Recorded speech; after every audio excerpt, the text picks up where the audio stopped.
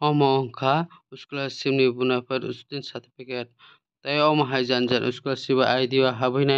nai mano hingke namoni pore lungsidi tarpore school ni headmaster eba college ni principal obo hai signature of head o obono soi nai mano tarpore upload ma khainai hingke chwng tamo document upload khainai naidi omo hai document phaio hingke 1 number wngkha nini photo tarpore 2 number wngkha marksheet tarpore 3 number wngkha agini scholarship ni khaimani tongkha khe omo angkonomen hingke 4 number wngkha hostel certificate tarpore 5 number wngkha ST certificate tarpore 6 number wngkha income certificate tei 7 number wngkha utashik ni bunafer student certificate obono upload khainai tarpore 8 number wngkha hostel certificate obo hostel from nawui nai obono